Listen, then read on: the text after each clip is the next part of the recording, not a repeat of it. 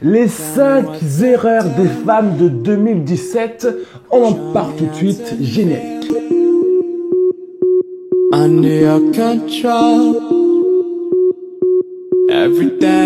Bonjour à tous, je suis Léman Adonis, le cofondateur de Nous Sommes Belles. Et aujourd'hui, on va parler ensemble des 5 erreurs que selon moi font trop souvent les femmes en 2017. Et je te rassure tout de suite qu'elles feront aussi très certainement en 2018.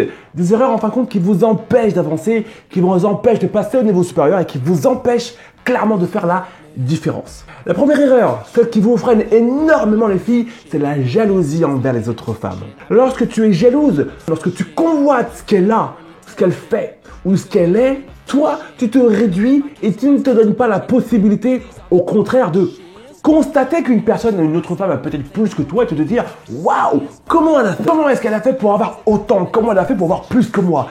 Tiens, ça m'intéresse et je vais bosser pour avoir plus qu'elle. » Tu vois ce que je veux dire?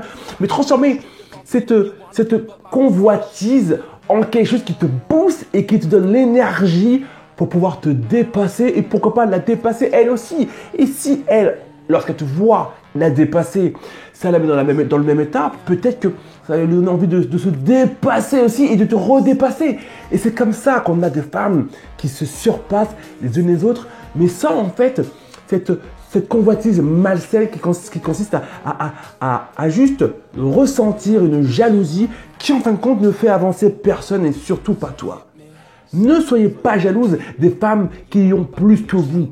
Parce que peut-être que si elles ont plus que vous, c'est peut-être parce qu'elles ont bossé plus que vous. Tu me suis? Et même si elle a plus que toi parce qu'elle a eu un héritage ou quoi que ce soit, si tu veux plus qu'elle, si tu veux autant qu'elle, alors bouge-toi les fesses et va travailler. Déchaîne-toi pour avoir autant, voire plus qu'elle. Mais la jalousie n'a jamais fait avancer personne. Ok? Deuxième point, deuxième erreur à absolument éviter, les filles. Donner de l'importance aux mauvaises femmes. On vit dans un monde où on aime constamment donner de l'importance aux femmes influentes, aux femmes qui en imposent. Tu vois ce que je veux dire? Seulement, dans ces femmes qui en imposent, la plupart d'entre elles ne sont pas des femmes bien. Ne sont pas des femmes qui méritent ton respect. Sont au contraire des femmes qui en imposent parce qu'elles écrasent les autres. Certaines femmes qui en imposent parce que justement, elles écrasent les autres. Et ces femmes-là, lorsque tu leur donnes de l'importance, en fin de compte, tu te réduis et en même temps, tu insultes les femmes qui subissent ce genre de femmes. Et que lorsqu'une femme en impose une autre, forcément, il y a une victime dans l'histoire. Et lorsque tu donnes de l'importance à cette femme-là qui écrase les autres, tu manques de respect et c'est comme si en fin de compte, tu validais le fait que cette femme qui en impose, qui impose le respect, qui a une certaine prestance et qui écrase les autres, c'est comme si tu acceptais ce qu'elle fait. Et ça aussi, c'est encore une grande erreur.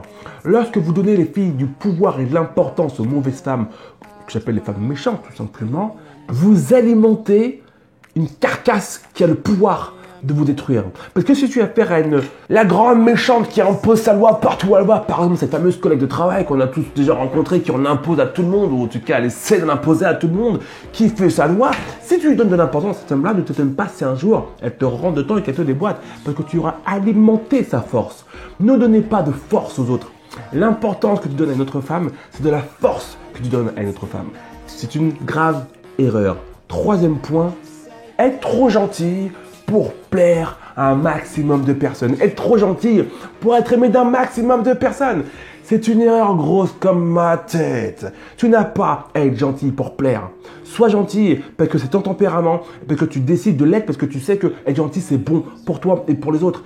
Mais ne sois pas trop gentil pour te dire tiens si je suis gentil on va m'aimer, si je suis gentil je vais plaire aux autres.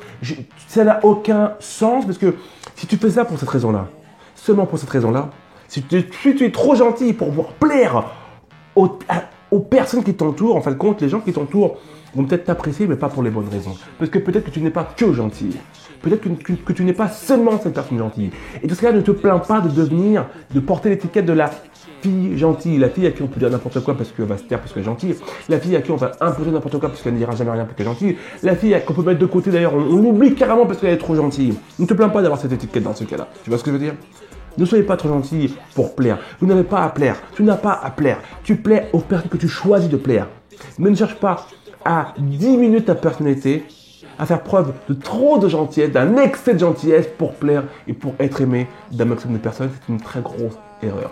Quatrième point, croire les filles que votre physique va vous suffire pour réussir. Alors, je dis très souvent, à moins que tu veuilles faire de la prostitution, à moins que tu veuilles faire de la pornographie, ton physique ne te suffira jamais pour réellement réussir sur le long terme. Tu comprends? Votre physique est un atout. Si vous avez un physique alléchant, les filles, tant mieux. C'est un atout. Mais ne travaillez pas seulement votre physique. Faites travailler ce que vous avez là-dedans avant tout, parce que c'est ce que vous avez là-dedans qui va vous permettre de passer au niveau supérieur.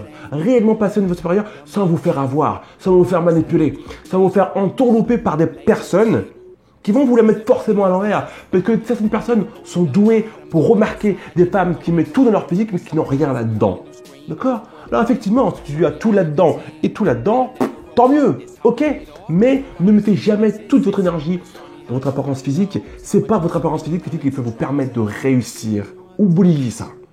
Oubliez. Et ça, c'est un message pour toutes les filles qui mettent constamment des photos d'elles sur Instagram en mode je suis une grosse pin-up de service. Écoute-moi bien, si tu as comme exemple de réussite des Beyoncé, des Alicia Keys et compagnie, toutes ces femmes extrêmement jolies, dis-toi bien une chose, elles n'ont pas réussi parce qu'elles sont belles. Elles ont réussi parce qu'elles ont un talent, parce qu'elles ont travaillé extrêmement dur pour affiner ce talent. Et leur beauté n'a été qu'un petit détail supplémentaire. Mais ce n'est absolument pas ce qui leur permet de réussir. Donc ce n'est pas non plus ce qui permettra à toi de réussir. Ça, là-dedans, c'est beaucoup plus important. Et le travail intelligent est beaucoup plus important. 5e point pour terminer, passer plus d'1 heure par jour devant la télévision. Si tu passes plus d'1 heure par jour devant la télévision, je ne sais pas si tu te rends compte de ce que ça veut dire. Ça veut dire qu'en un mois, tu vas passer 30 heures devant la télévision. C'est-à-dire qu'à la fin du mois, tu prends 24 heures de ta vie et tu la jettes à la poubelle. À moins que chaque heure que tu passes devant la télévision chaque jour soit 1 heure de documentaire sur Arte. Tu m'as compris. Quand tu passes 1 heure devant ta télévision, à la fin du mois, ça fait 30 heures. C'est plus qu'une journée complète. C'est une journée complète plus 6 heures. C'est-à-dire qu'à la fin du mois, le dernier jour du mois, tu le craches dessus, tu le boycottes, il n'existe pas. Tu te rends compte le gâchis ultime que c'est? Ça veut dire qu'à la fin de l'année, si chaque mois tu perds 1 jour, à la fin de l'année, tu as perdu 12 jours complets. Presque 2 semaines. À la fin de l'année, tu as mis à la poubelle presque 2 semaines de ta vie. C'est un gaspillage énorme et c'est vraiment, encore une fois, perdre son temps à s'abrutir avec certaines émissions complètement débiles, perdre son temps à se faire flipper avec les informations de 20 heures, c'est perdre son temps tout court. Et si tu as des projets, si tu as des objectifs, tu te rends bien compte que 1 heure par jour, il faut que tu le gardes pour toi. 1 heure par jour, garde-le pour t'instruire, pour faire du sport, pour grandir, pour t'intéresser au monde, pour t'intéresser à toi, à ce que tu vaux réellement, à ton estime personnelle. Prends ce temps-là pour ça et arrêtez les filles de vous abrutir et de perdre du temps devant la télévision. 1 heure par jour, c'est beaucoup trop. Alors à moins que le jour où cette vidéo sorte, en mettre sur toutes les chaînes de France obligatoirement 1 heure d'émission intéressante. Mais jusqu'à preuve de contraire, jusqu'à maintenant, ce n'est pas encore le cas.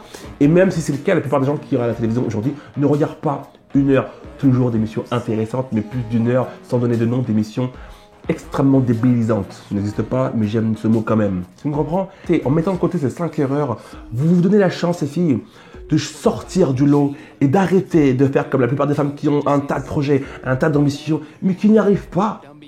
Qui n'y arrivent pas parce qu'elles font ces erreurs qui rabaissent les femmes, qui diminuent les femmes et qui vous empêchent réellement de faire des choses qui ont du sens dans votre vie, alors que vous avez le droit, comme tout le monde, de faire des choses qui ont du sens dans votre vie. J'espère, ma vie, que cette vidéo t'a plu.